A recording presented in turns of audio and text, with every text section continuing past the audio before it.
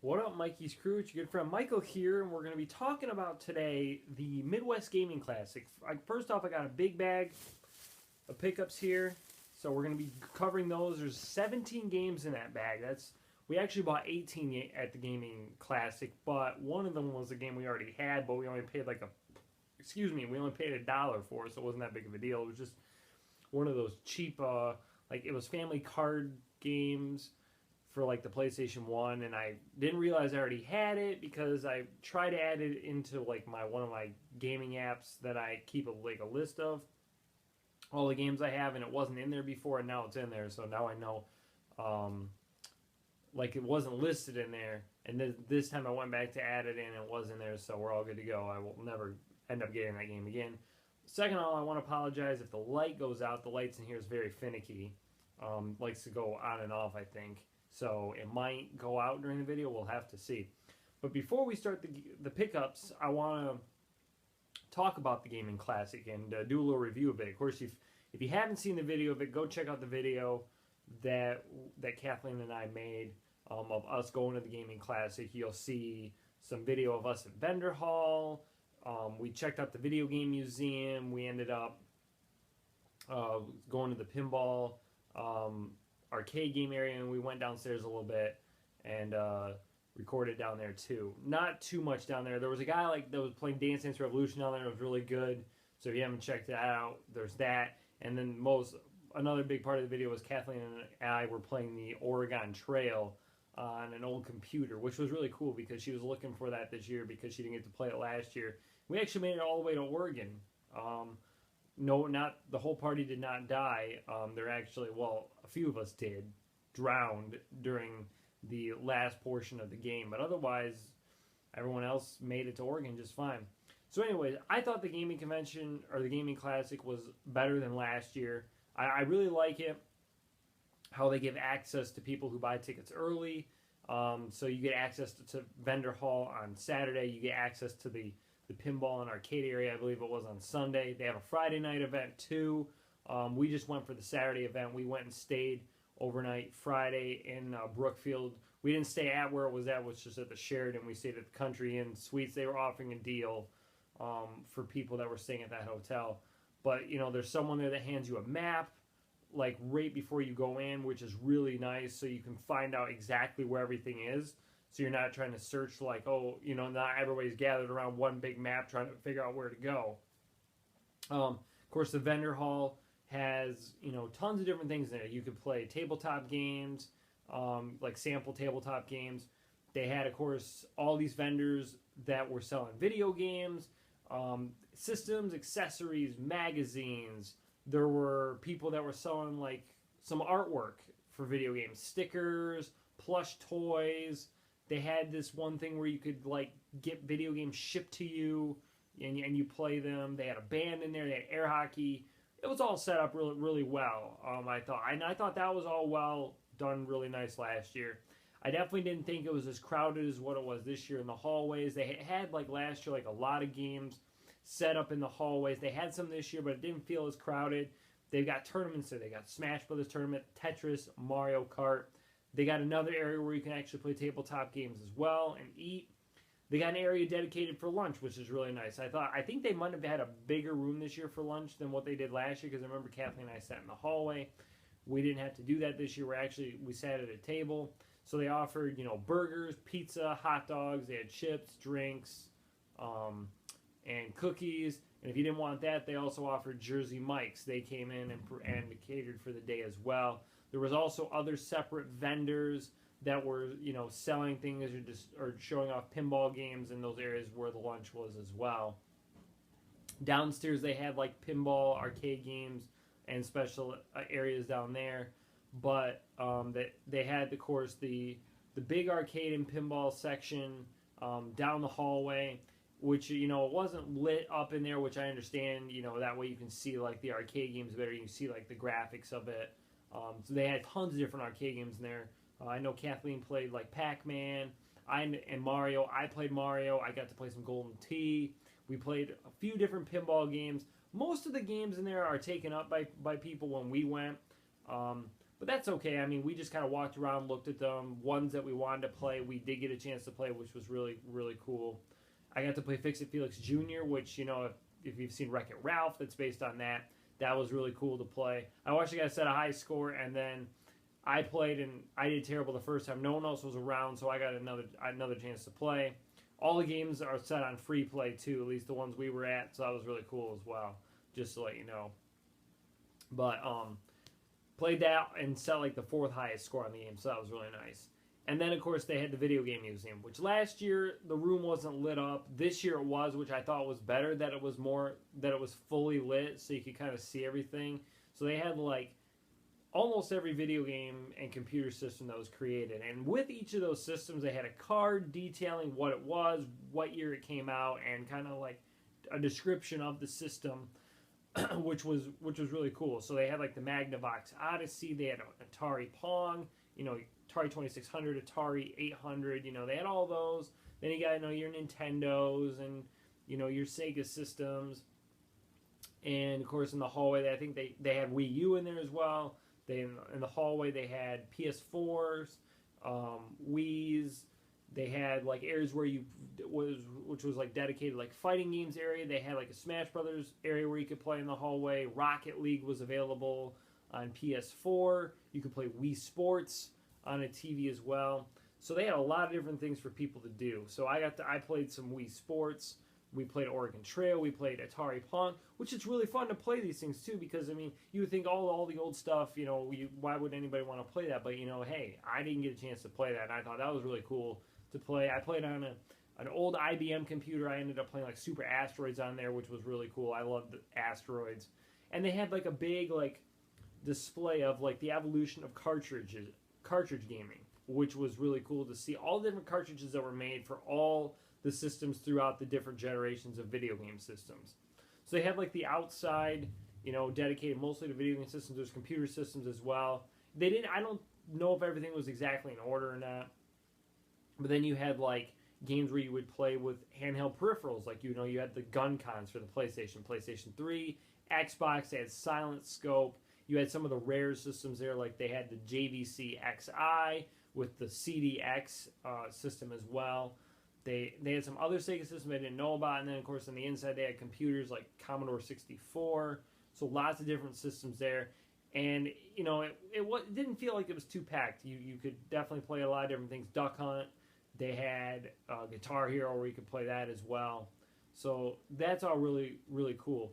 Now, later in the day, we did go back out to the vendor hall, which wasn't as crowded then. So I wonder if like everybody kind of started in vendor hall and then headed down to like the video game area and like the video game museum and pinball area. And if that was the case, maybe next year if we go, we should reverse that. Go down there first, have lunch, and then do vendor hall afterwards. Yeah, we missed out on some games, but I think we could probably still find most of them that were in here, because a lot of these games we got were definitely, some common games. Yes, we didn't find them around here, but they're not, like, these aren't expensive games. All these range between $20 and under for all these games, except for one game on the list, which was, I was looking to just get one of the more harder, uncommon titles to find. I don't even consider the one I got rare, I just consider it uncommon. So now that I've basically done a 10-minute review on the gaming classic, I would definitely recommend, go to it. You'll have a blast. You could buy games, and you can also go ahead and play all these games in the museum and play all these different arcade and pinball games, because that's what's great about the gaming classic, is that you can do these different things. There might be other conventions you could go to, and these video game systems might be behind displays, and all you get to do is look at them. You don't get a chance to play them. Or the arcades area could be where you have to actually pay to play, and with your your ticket you get a chance to play all these games for free throughout the years, and you could also buy these if you want. Some of them were up for sale, so I thought that was it's really cool. You get a chance to play these games, get a chance to experience them. A lot of people of all ages were there. People that middle-aged, young, people that were, like me and in their 20s, or young people there as well. People there as a family, so, like a mom and a dad introducing their children to this. I thought, that's really cool as well. so they can get interested in it and see how, video games have, developed. They might not understand it now, when they're really young, but, they'll understand later, like, how all these games, came into being, how they developed. You go from arcades to home consoles and how that, expanded throughout the years and just how that's improved as well. So without further ado, let's now get to the gaming pickups we got. So like I said, 18 games we got, but only 17 of them were ones that obviously I'm keeping, because the one I'm selling off just because it was like a cheap game and I completely forgot I had it. There was one game I did get that I already did have. There was another game I should say I already did have as well, but I knew that going into it. It was like I had a loose copy of this game, and so now I've got a complete copy of it. And that's what I've been looking for. I've been looking for a complete copy of this game, and I thought it was a pretty good price on it as well. So without further ado, let's get started. So like I said, all these games I could never find at any of the gaming stores around our area at all. And so that's why we, go there, so we can look for these games. And now, I managed to take our list down to under 150 games that we're looking for to complete our collection. And like I said, this is not completing a set for any video game system. This is just completing the collection of games that we are looking for, and that's what we're doing. So these are just going to be in random order that I pick up out of the bag. They're not going to be in any particular order.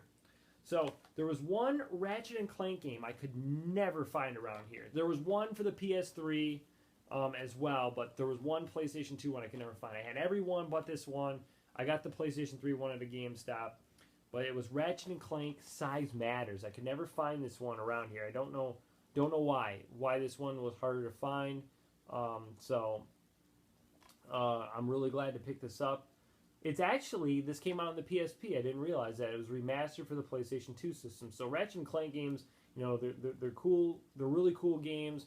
They're kind of like one of the mascots for the PlayStation.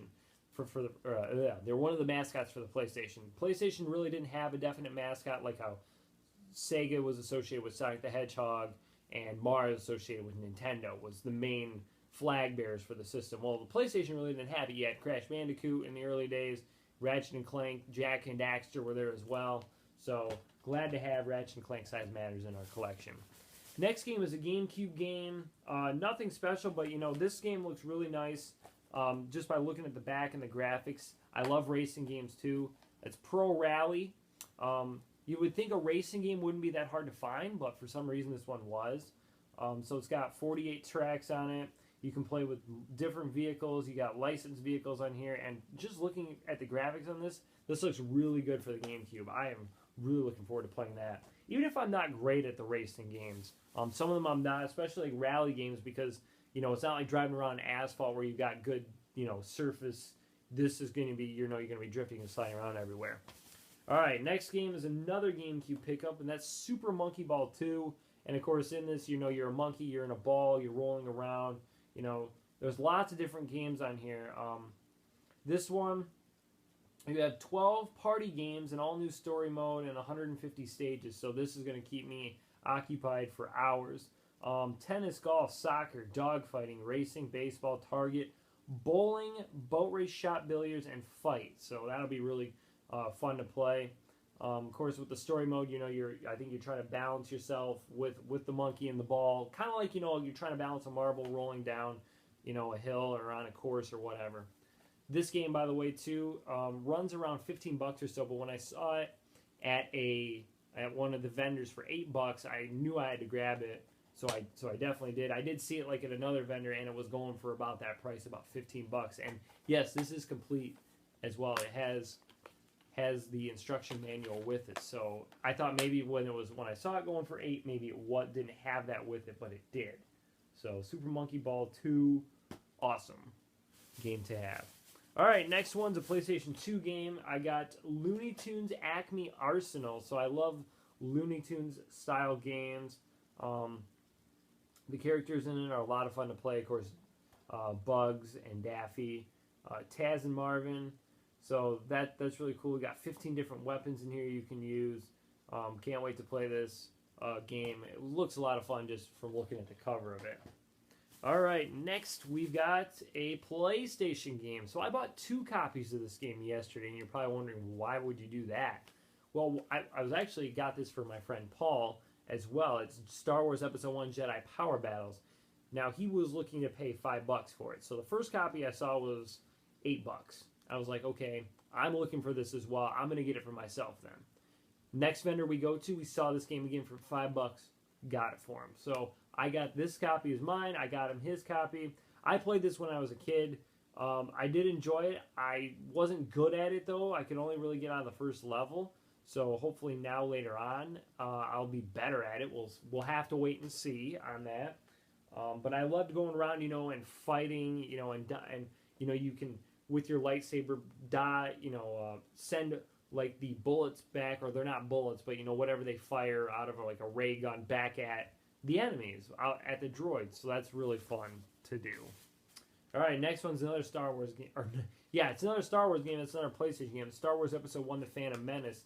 This was one of the games I went back to Vendor Hall the second time to get, because I remember that I got this last year for Paul, but I totally forgot also this game was on my list, and we only found one copy last year, and there was 2 different copies I think we found this year at the vendors, and we had to go back and search for like which one it was at because we couldn't really remember. So got Star Wars Episode 1 Phantom Menace. Not sure how great the game is, but it's a Star Wars game, so I'm going to give a shot at that one. It's a greatest hits version as well. And that only cost a couple of bucks when we found it. All right, got another PlayStation game here. Rugrats Studio Tour. You're probably like, yeah, it's probably not a great game. Don't really care. I like the Rugrats games. We will definitely see what is in this, because I really like the Search for Reptar game. I think that Rugrats game I think is pretty good. There was the Scavenger Hunt one for the 64, which it's more of a board game. I don't think the Studio Tour one is. I think that one's a little bit different. All right, what do we got next here?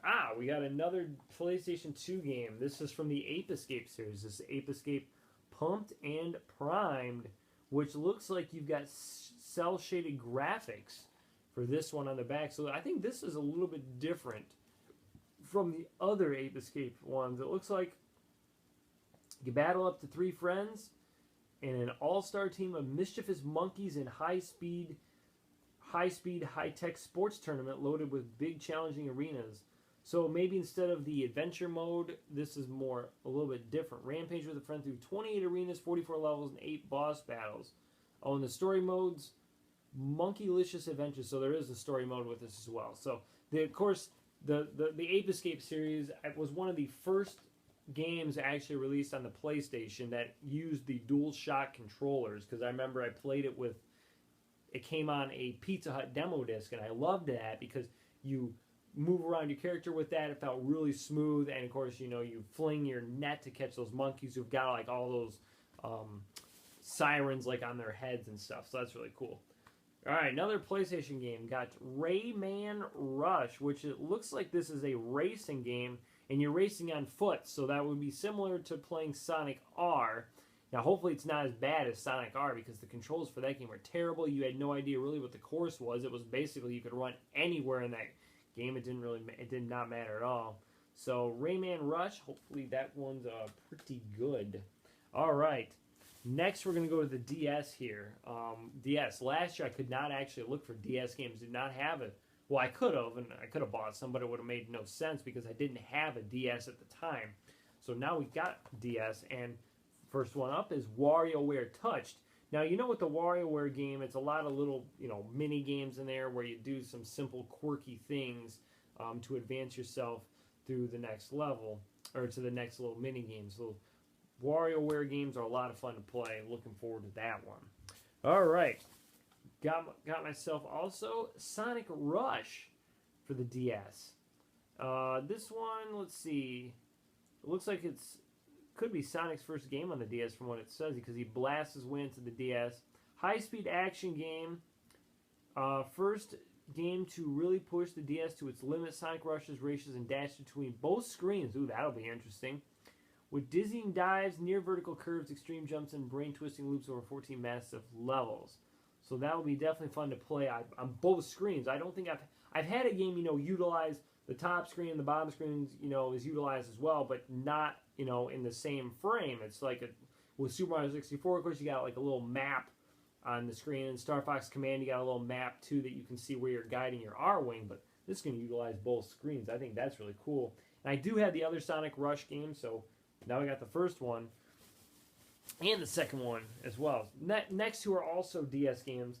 Looking through the pile, and I really like Slingo games. I have the Slingo game for the computer. I have it as an app on my iPad as well. And this is really cool. Slingo Quest for the DS. Now, yes, it's probably not the greatest game, obviously, but, you know, I love this game.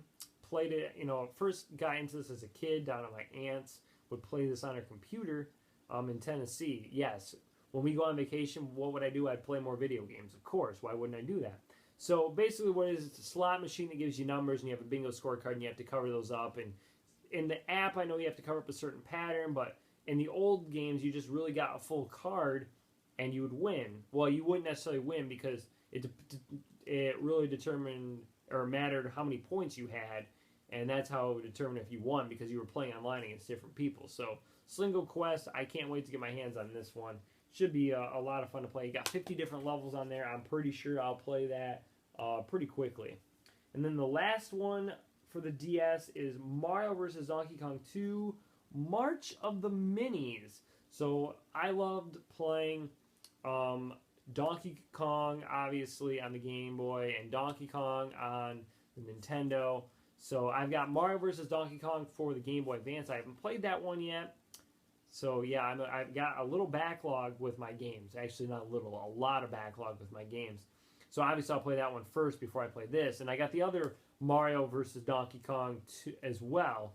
So I only play that for that one. But, you know, got some more games for the DS collection, which was good because I couldn't find really any more games that I was looking for over here. All right.